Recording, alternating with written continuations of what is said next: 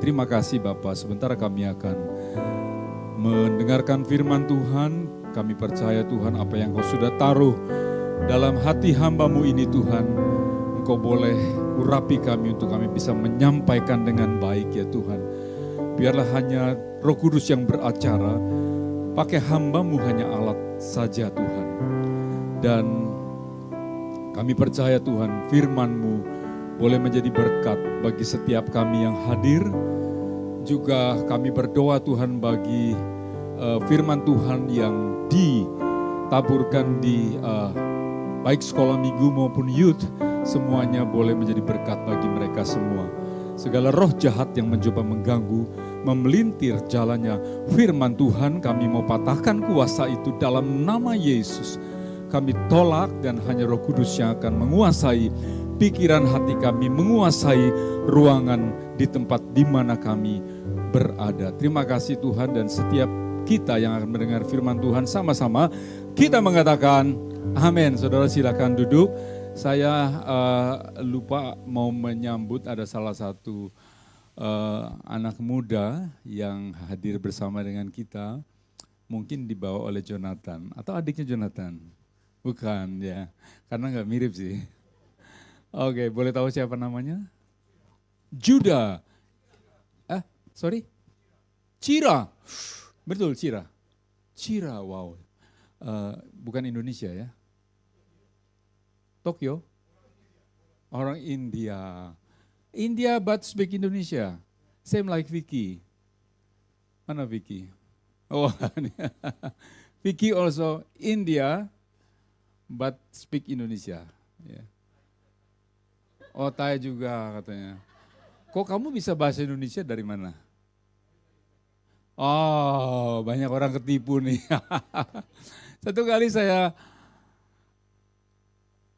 hadir di satu pertemuan di hotel, apa ya Yogi ya? Bukan. Hyatt ya? Hilt. Bukan, Shangri-La. Apa itu ya? Enggak di sini. Si Vicky tahu.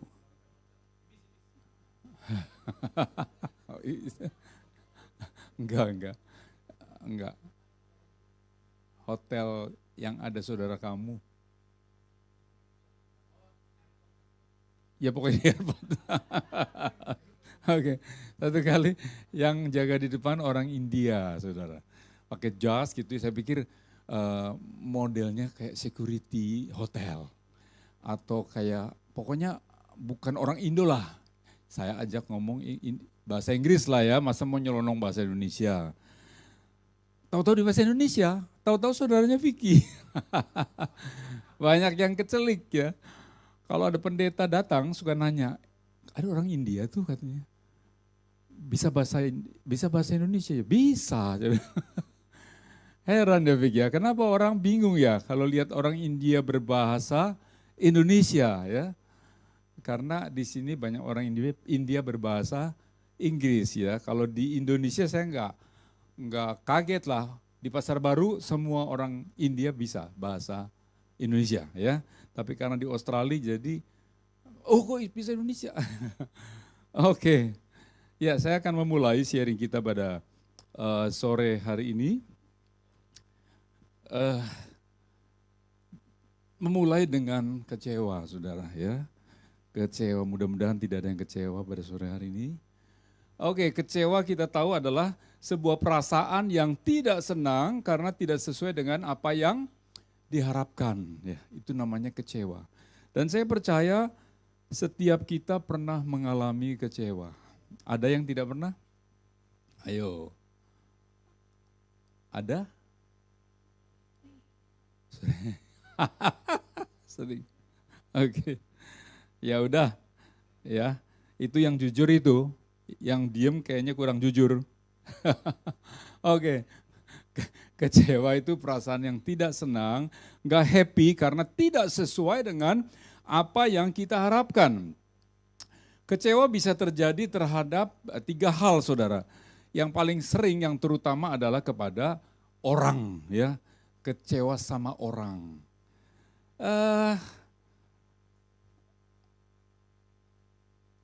kecewa sama pasangan, saudara? Ya. Ada nggak yang tidak pernah kecewa sama pasangan? Ayo jujur.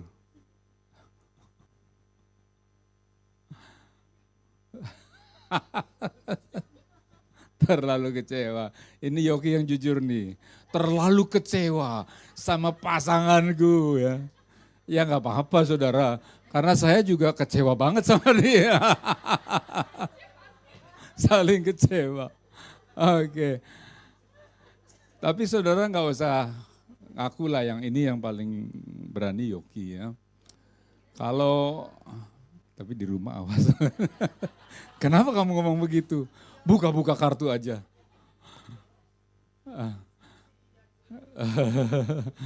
Tapi saya bisa melihat loh wajah-wajah yang sebenarnya pengen ngomong, saya kecewa berat sama pasangan saya.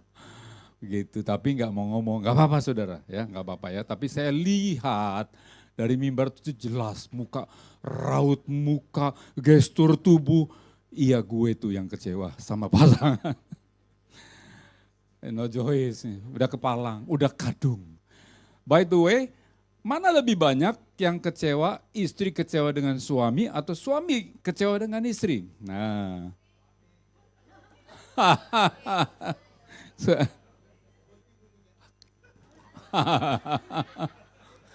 Rupanya sering diancam seperti itu. Spontan dia mau tidur di garasi ya. Iya dong, karena sering dengar jadi meluncur begitu saja.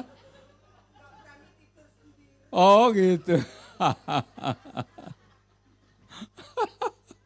Si Koko. Aduh. Oke. Berapa persen kira-kira? Suami lebih kecewa? Hah? Waduh. Istri 100% kecewa sama suami ya. Oke. Ya, memang kecewa itu normal, saudara. Ya, tapi satu hal kalau suami istri kita harus memahami bahwa tidak ada kita pun nggak sempurna, saudara. Ya, jadi kalau saudara kecewa dengan pasangan saudara, ya tadi sebaliknya pasangan saudara juga kecewa sama saudara. Ya, saudara menuntut pasangan saudara, kita juga nggak sempurna. Ya. Kita nggak sempurna, nggak bisa kita menuntut pasangan kita ya. Jadi suami istri sudahlah berhenti saling kecewa ya, bersyukur aja ya. Kemudian kecewa bisa terjadi terhadap situasi ya, situasi tidak menguntungkan ya.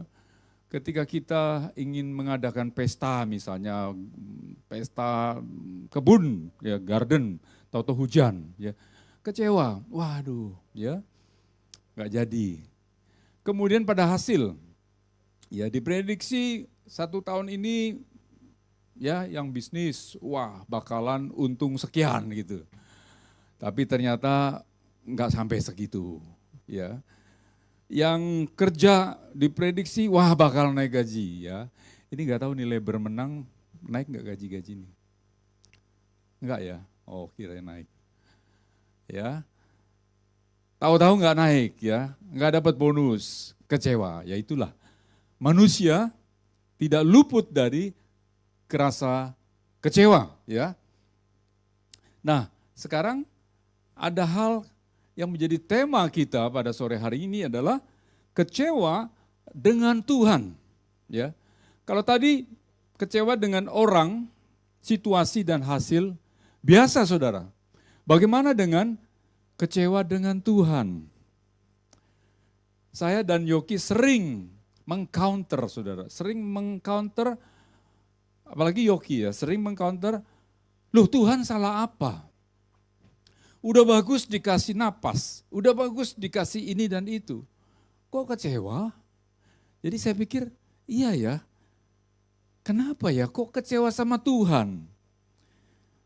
Tapi realitanya demikian saudara. Ada banyak orang yang memang mengalami kekecewaan dengan Tuhan. Saya tidak tahu kalau saudara mengalami seperti itu, tapi dari pembicaraan, dari komsel-komsel yang kita adakan, ada muncul orang-orang yang pernah kecewa dengan Tuhan. Itu sebabnya saya mengambil tema ini dan saya bilang sama Yogi, mungkin sudah saatnya kita jangan terus mengcounter bahwa kenapa sih kok kecewa sama Tuhan? Tuhan salah apa? Jangan. Karena memang ada orang yang pernah kecewa dengan Tuhan. Kalau saya tanya apakah boleh atau tidak, ini akan banyak jawaban saudara. Ada yang mengatakan kayak tadi Yogi, nggak boleh dong. Tapi pasti juga ada yang mengatakan boleh ya. Nah kita mau melihat bagaimana penjelasan atau sharing kita sore hari ini tentang kecewa dengan Tuhan. Waktu saya menulis kalimat ini saya bingung saudara. Karena kecewa dengan Tuhan berarti kita sama-sama dengan Tuhan sama-sama kecewa gitu ya. Tapi kira-kira ngerti ya kecewa dengan Tuhan? Saya bingung terus terang kalimat yang tepat. Ini benar nggak saudara? Kecewa sama Tuhan tuh kayak gini ya, kecewa dengan Tuhan ya. Betul nggak? Ayo, buat pada lupa bahasa Indonesia ya. Iya ngambek. Kata dengan itu betul ya? Betul ya? Oh, soalnya dengan kecewa kepada Tuhan ya bisa juga. Kalau sama orang kan gini, gue kecewa sama lu, ya kan? Hai? Gue kecewa sama lu itu ya. Tapi saya mau nulis ama kayak aneh ya, kecewa sama Tuhan gitu ya. Jadi sudahlah, pokoknya ngerti, kecewa kepada Tuhan, oke ya, kecewa kepada Tuhan, dengan Tuhan. Kita mau melihat ayat firman Tuhan di Yohanes 21 ayat 1 sampai 9. Karena cukup panjang maka saya minta bantuan kita bergantian, saya ganjil saudara genapnya ya. Yohanes 21 ayat 1 sampai 9. Ayat 1, kemudian Yesus menampakkan diri lagi kepada muridnya di pantai Danau Tiberias dan ia menampakkan diri sebagai berikut. 2.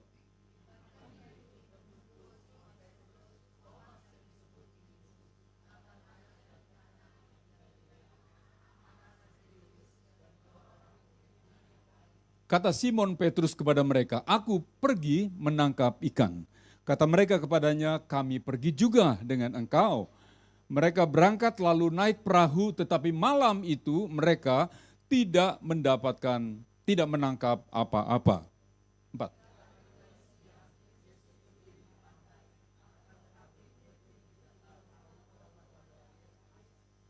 Kata Yesus kepada mereka, hai anak-anak, adakah kamu mempunyai lauk pauk? Jawab mereka, tidak ada. 6.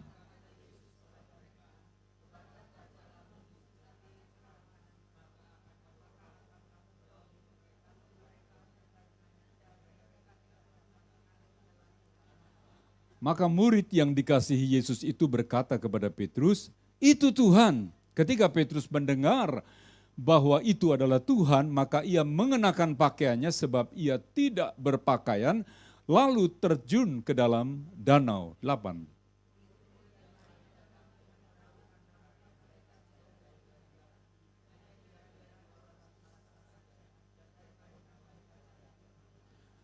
Terakhir sama-sama yuk, 2, 3. Ketika mereka tiba di darat, mereka melihat api arang dan di atasnya ikan dan roti. Puji Tuhan ya. Cerita yang menjadi sambungan ya. Dikatakan bahwa yang pertama tadi Yesus menampakkan diri lagi. Firman Tuhan kemarin oleh Ibu Hatin penampakan kepada 2 orang yang sedang menuju ke kemana saudara? Emmaus ya. Dan ini dikatakan Yesus menampakkan diri lagi kepada murid-muridnya di pantai Tiberias atau Galilea sama. Kita akan melihat bagaimana kisah daripada Petrus yang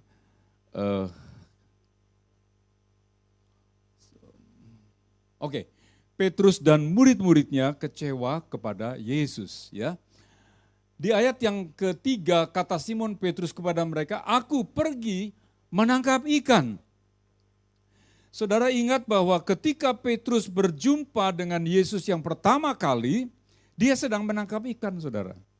Dan Yesus mengatakan bahwa ikutlah aku, engkau akan kujadikan penjala manusia. Ya.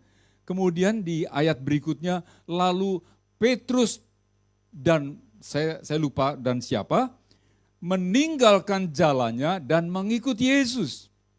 Begitu luar biasanya, Petrus meninggalkan pekerjaannya, ya, nggak pikir panjang, saudara. Ya, ini luar biasa. Ikut Yesus itu jangan pikir panjang. Ikut Yesus kalau pikir-pikir dulu nggak jadi, saudara. Ya, saat itu juga Petrus meninggalkan jalannya, saudara, pekerjaannya. Tetapi apa yang terjadi di ayat ini, saudara?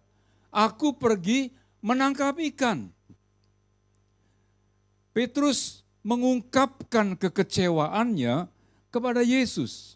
Sama seperti khotbah minggu lalu, dua orang yang ke Emmaus, satu Kleopas dan satu tidak dikenal namanya, mengatakan bahwa padahal kami dahulu mengharapkan bahwa dialah, Yesuslah yang datang untuk membebaskan bangsa Israel. Ya. Tetapi sementara itu telah lewat 3 hari sejak semuanya itu terjadi. Ya, nggak ada apa-apa. Kekecewaan Petrus diekspos di dua orang yang ke Emmaus ini, saudara. Ternyata murid-murid Yesus kecewa karena Yesus yang diharapkan bisa membebaskan bangsa Israel dari kekuasaan Roma saat itu, tapi kemudian mati. Bisa dimengerti, saudara, kecewanya murid-murid Yesus. Walaupun salah ya, walaupun salah harapan. Karena mereka berpikir Yesus adalah yang dikatakan keturunan Daud, raja yang besar, bahkan lebih besar dari Daud. Mereka menangkapnya adalah raja yang lebih berkuasa daripada Daud secara jasmani. Ya. Mereka sudah salah, tapi ya okelah. Setelah mereka salah, mereka kecewa. Karena raja yang diharapkan oleh bangsa Israel itu mati dan dikatakan sementara itu sudah lewat 3 hari. Ya, sejak semuanya itu terjadi nggak ada apa-apa. Ya.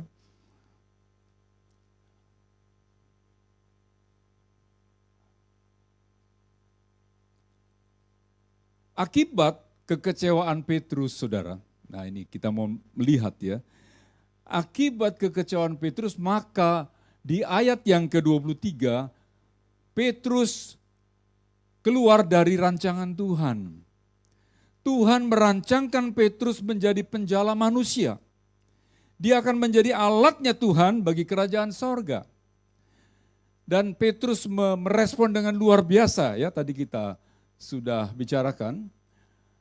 Tetapi kemudian dia kembali menjadi nelayan. Kembali ke pekerjaannya yang semula. Keluar dari rancangan Tuhan. Ya.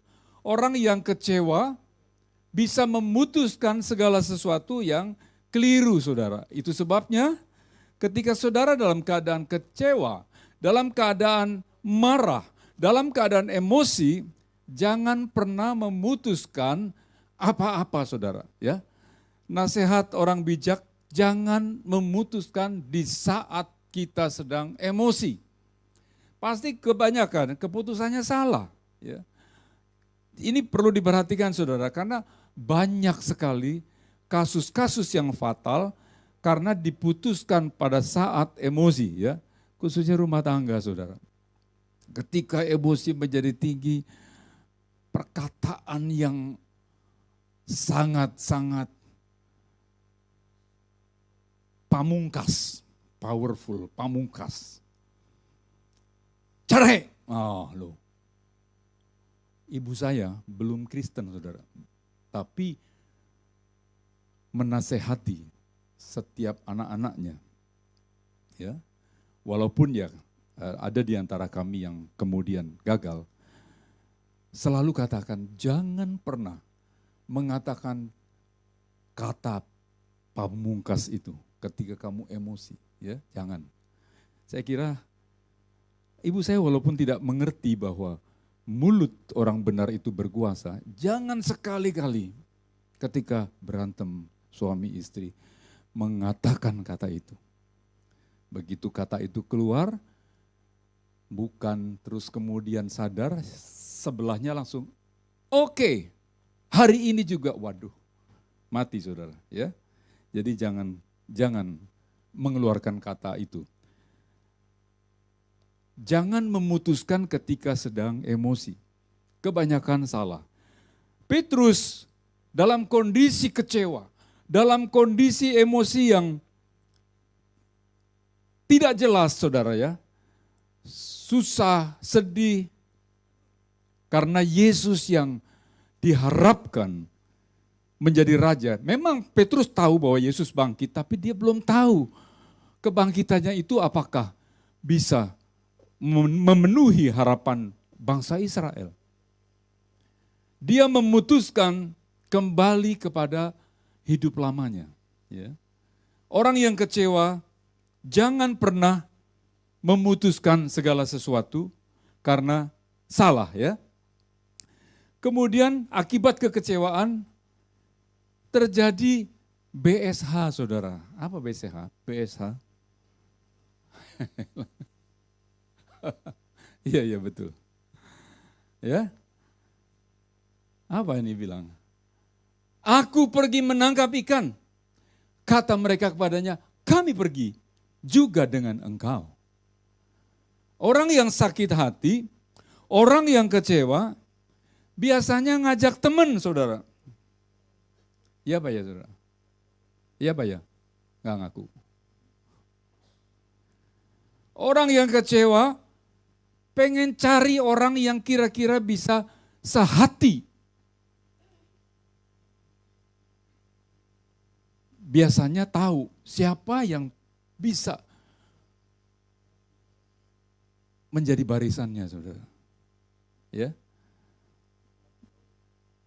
di sini nggak ada ya, di sini nggak ada. Kalau ada bertobat. Tapi biasanya begitu, saudara, sehingga terjadi barisan sakit hati. Murid-murid yang tadinya adalah pengikut Yesus tiba-tiba menjadi pengikut Petrus. Kami pergi juga dengan engkau, ya. Jadi ya berharap jangan sampai terjadi di sini, saudara, ya.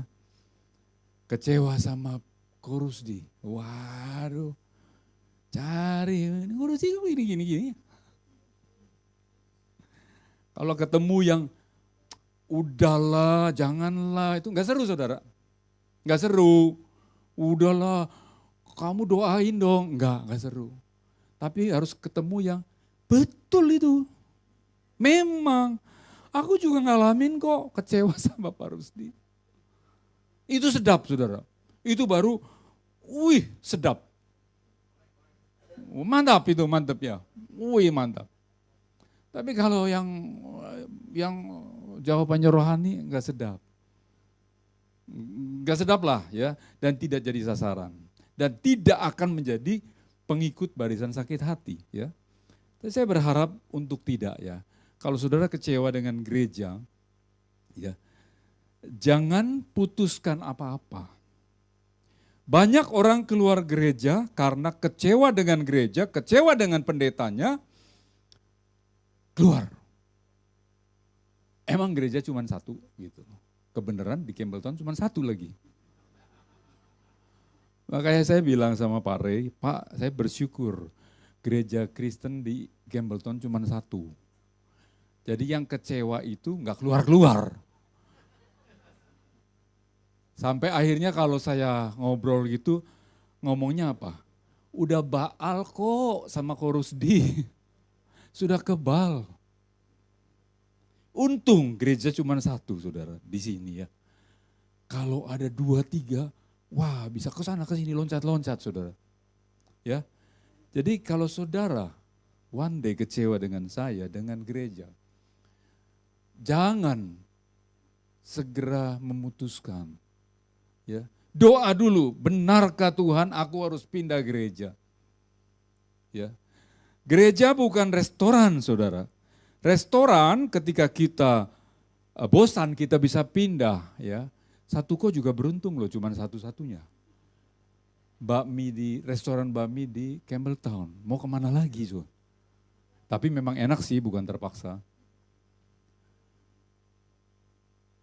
Doakan, gereja bukan restoran yang kita bisa pindah-pindah. Gereja adalah penanaman oleh Tuhan.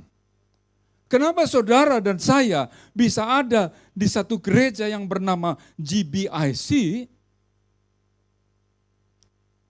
Itu bukan kebetulan, saudara. Bukan karena, ya memang satu-satunya sih. Saya tertarik dengan Ibu Hatin, kesaksiannya. 1 tahun dia mau pindah, tapi dia tidak akan pindah. Sampai waktunya benar-benar Tuhan bilang yes. Setahun ya Butin ya? Setahun loh. Bahwa ternyata Tuhan bilang, itu loh di GBIC ada tempat yang kosong. Karena salah satu pastor itu pindah ke Gold Coast. Tuhan gak pernah kekurangan SDM, saudara. Ya, luar biasa. Kalau melihat flashbacknya, bukan kebetulan Pak Uat dan Buatin ada di tempat ini. Ada rancangan Tuhan, itu sebabnya jangan mudah pindah gereja seperti saudara bosan dengan satu restoran. Harus tertanam bahwa saya ada di sini, ada dalam rancangan Tuhan. Sekalipun ada banyak hal yang mungkin saudara kecewa. Sekalipun gereja ini juga banyak kekurangan, saudara. Tapi ada rencana Tuhan, ada penanaman. Ya, ada penanaman. Gereja di Indonesia, satu mall bisa 5 gereja, saudara. Jadi bisa pilih kayak restoran benar-benar. Lihat pendetanya, hari ini siapa, nanti minggu depan siapa. Pindah-pindah. Dan repotnya saudara, ini kejadian ketika satu jemaat meninggal. Dia gak tahu pendetanya siapa yang nguburin.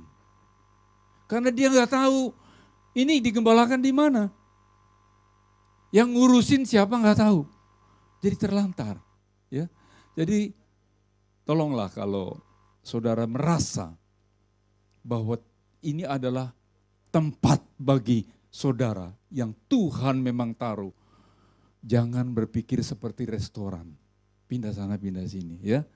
Karena saudara akan salah. Ya. Oke, tadi yang berikutnya adalah ya BSH, jangan ikut-ikutan saudara ya, jangan ikut-ikutan.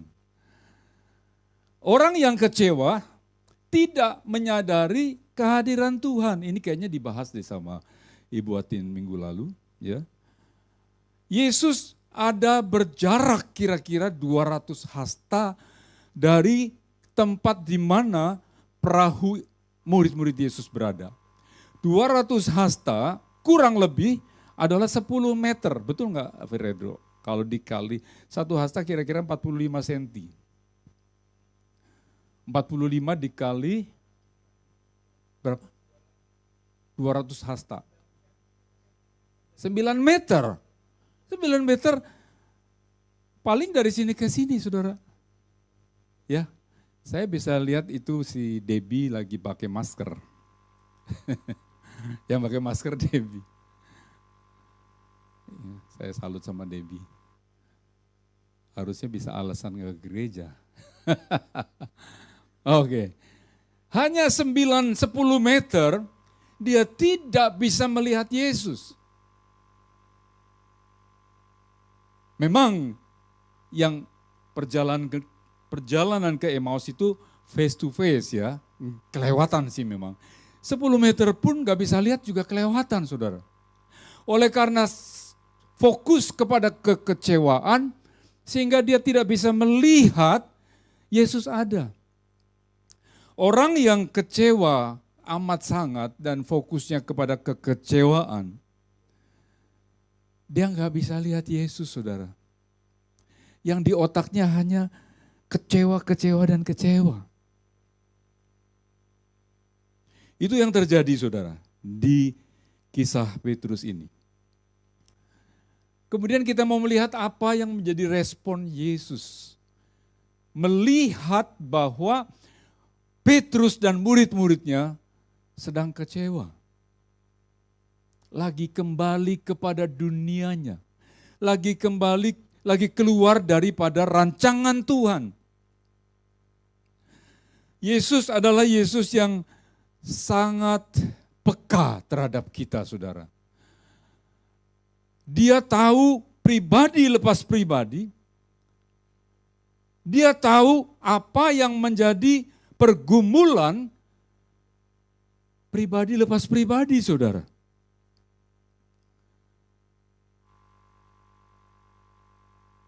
Bukan kebetulan Yesus jalan-jalan ke pantai.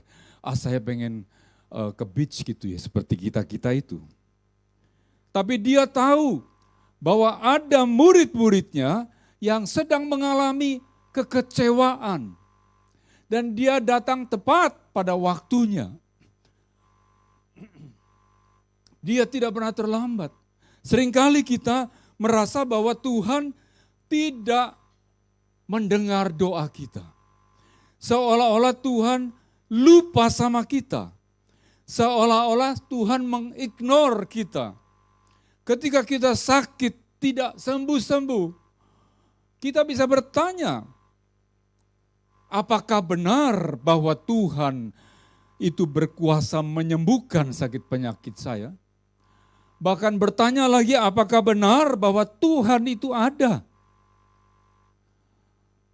Tapi Yesus selalu hadir di setiap musim hidup kita, seperti lagu tadi. Satu kali saya ceritakan di Komsel,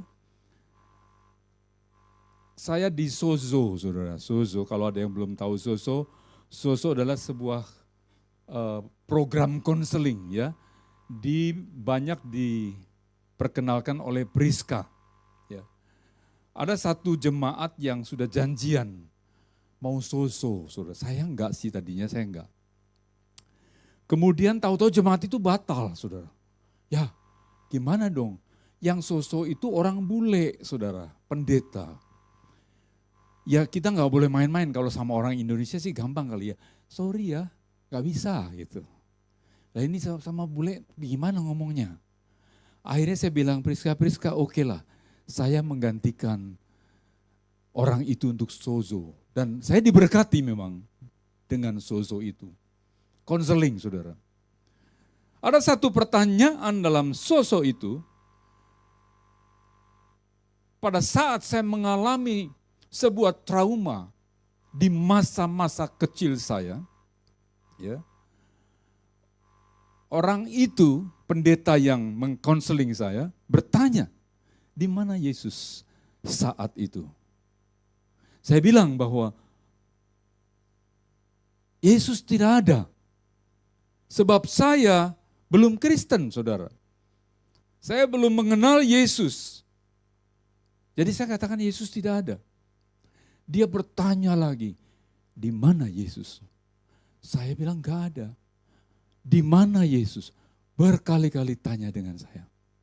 Akhirnya saya enggak bisa jawab dan dia bilang, Yesus ada di situ. Yesus ada di sana. Saya bilang, how come? Saya belum mengenal Yesus. Yesus mencatat nama kamu, nama saudara dan saya, sebelum dunia dijadikan. Sekalipun saya waktu itu belum mengenal Yesus, tapi Yesus sudah mengenal saya, saudara. Itu sebabnya ketika saudara bertanya, di mana Yesus? Yesus ada bersama dengan saudara. Iya, tapi kalau bersama dengan saya, mengapa saya tidak disembuhkan? Mengapa masalah saya tidak diselesaikan? Itu pertanyaan yang lazim bagi orang yang sedang kecewa, saudara. Tapi yang pasti Yesus ada bersama dengan saudara di setiap musim hidup kita. Dia tidak pernah tinggalkan kita, saudara. Respon Yesus selain dia hadir di dalam kondisi kekecewaan murid-murid Yesus, ayat 5, Yesus mengatakan, "Hai anak-anak, adakah kamu mempunyai lauk pauk?"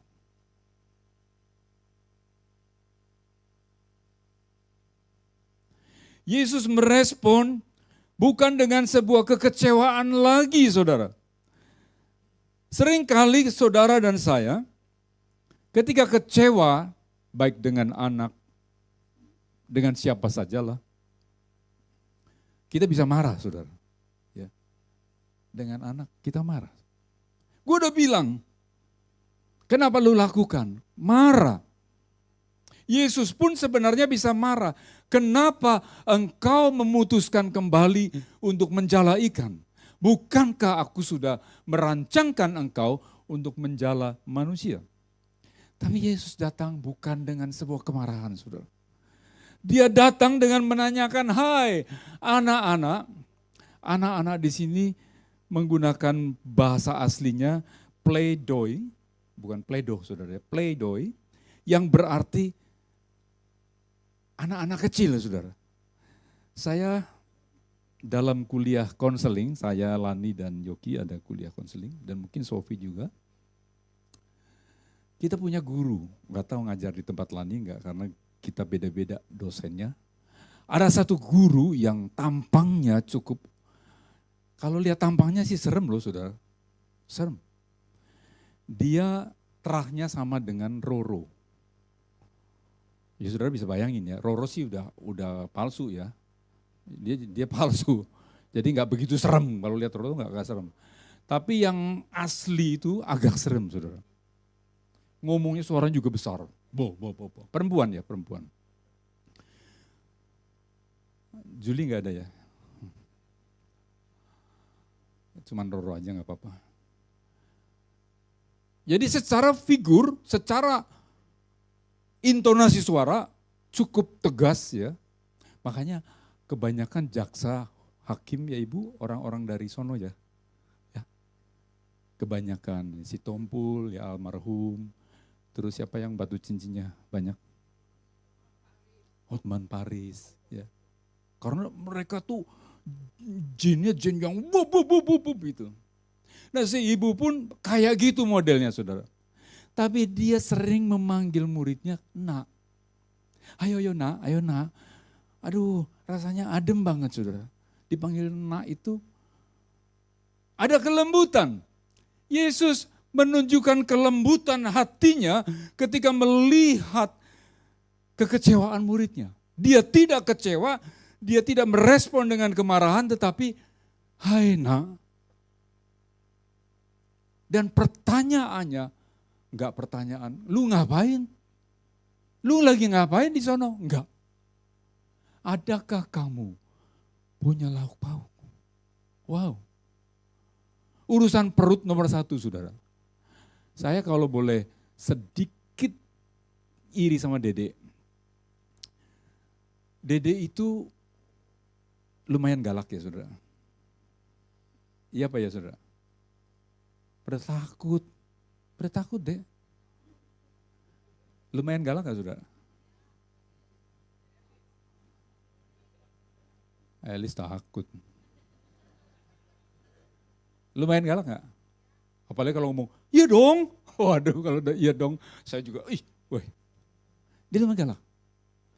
Tapi mengapa anak-anak Dede begitu dekat?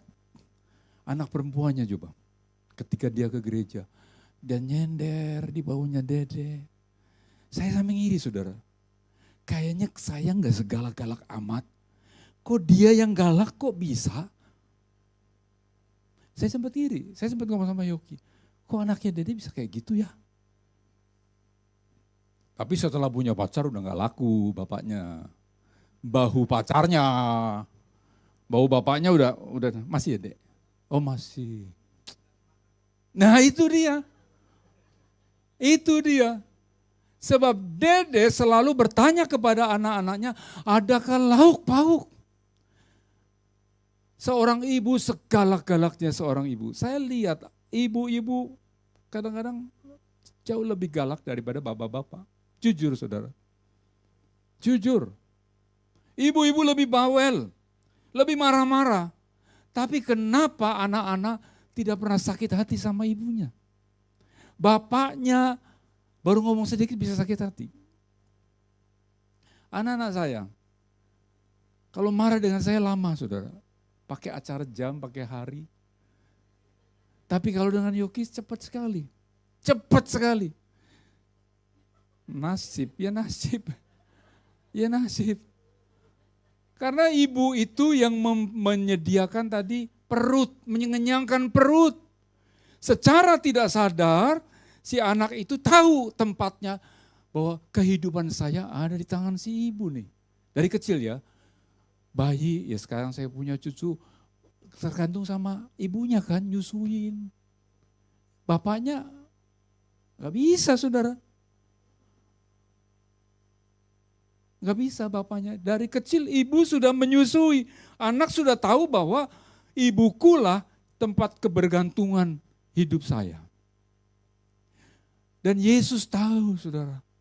Yesus bertanya dengan pertanyaan yang luar biasa, pertanyaan yang sangat keibuan, adakah lauk pauk? Wow.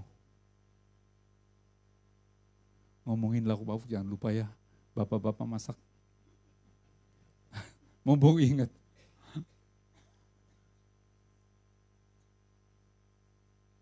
Dan di ayat 9 ketika mereka tiba di darat, mereka melihat api arang dan di atasnya ikan dan roti. Wow, dia tahu kebutuhan murid-muridnya. Murid-muridnya di ayat yang keberapa tadi, menjala ikan tapi tidak mendapatkan apa-apa. Lalu mau makan apa hari itu? Dia tahu. Dia tahu kebutuhan saudara satu persatu. Dia mengerti. Jadi jangan pernah mengatakan bahwa Allah tidak mengerti. Allah tidak pedulikan saya. Allah tidak mendengar doa saya. Jangan saudara. Dia Allah yang mengerti kondisi kita. Dia mengerti air mata saudara. Dia mengerti kekecewaan saudara.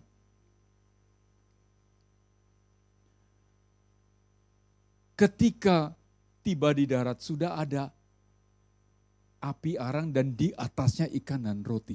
Ini ikan dari mana saudara? Ini ikan bukan hasil tangkapan murid-muridnya, tidak. Yesus yang mengadakan secara mujizat sudah ada ikan. Coba bayangin saudara. Dimasakin. Itu Tuhan kita loh, ya. Jadi Yesus itu tidak pernah mengignore saudara dan saya, ya. Lalu respon Petrus dan murid-muridnya, ya. Ini menarik saudara. Yang ayat yang ke-6 tadi,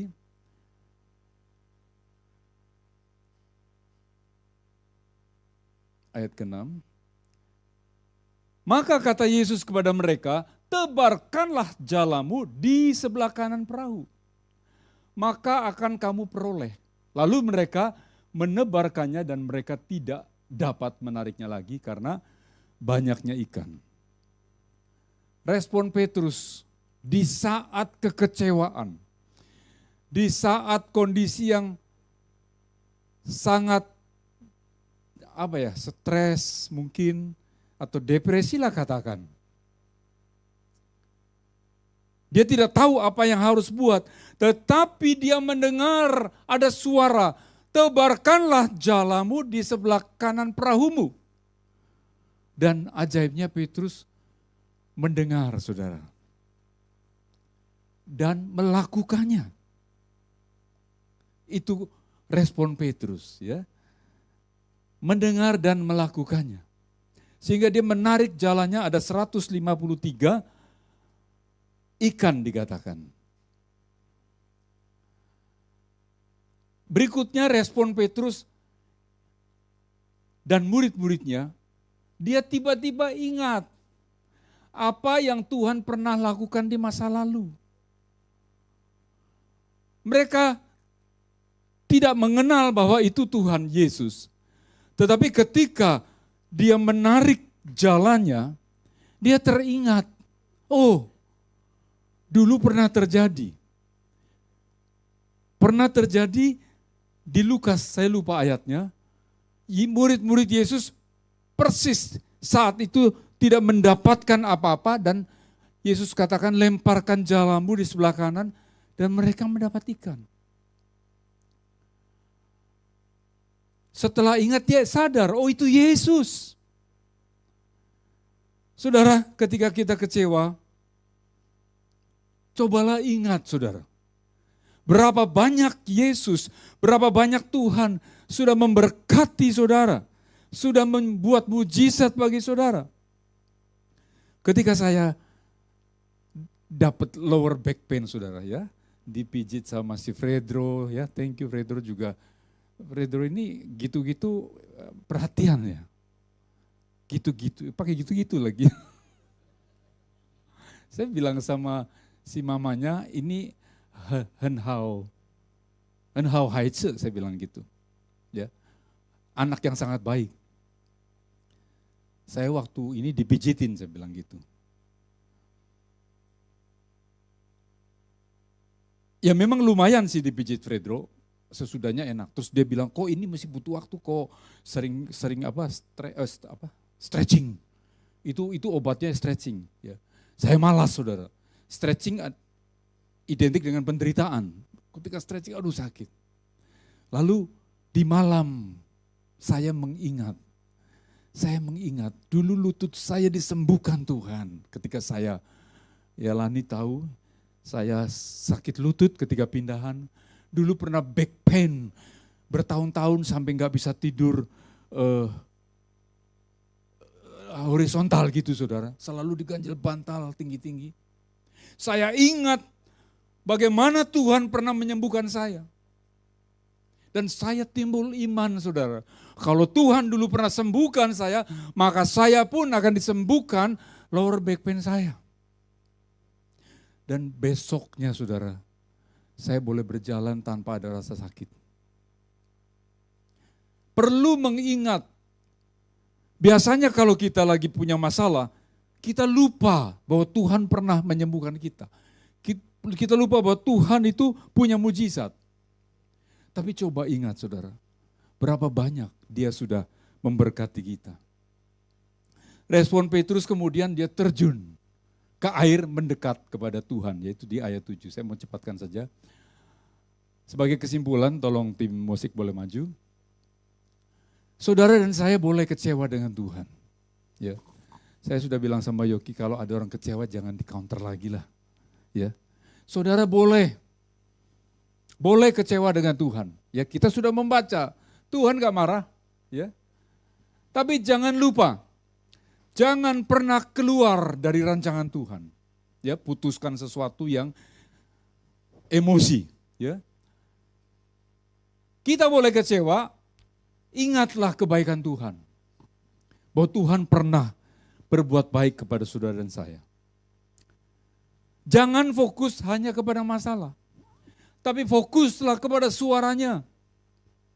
Saya percaya ketika anak-anak Tuhan mengalami masalah, ada suara dari dalam. Ada Roh Kudus yang terus berbicara. Dengar saudara. Jangan sampai fokus kita hanya kepada masalah sehingga kita tidak mendengar suara Roh Kudus. Murid-murid Yesus mendengar saudara. Dan yang terakhir, jangan menjauh. Petrus ketika melihat Tuhan Yesus, dia terjun, dia mendekat Tuhan Yesus. Ketika kecewa dengan Tuhan, jangan menjauh. Banyak orang yang pindah agama. Saya didapat dari Pak Ganteng, Kok Ganteng, itu debat-debat antara agama. Banyak yang dari sini pindah ke sana, sana pindah ke sini. Ya. Jadi hati-hati saudara, jangan, gue mau pindah aja deh. Ngapain Kristen? Tuhannya nggak jawab. Jangan pernah menjauh, tapi justru harus semakin dekat. Ya. Mari kita bangkit berdiri, kita akan angkat pujian dan mempersiapkan hati kita.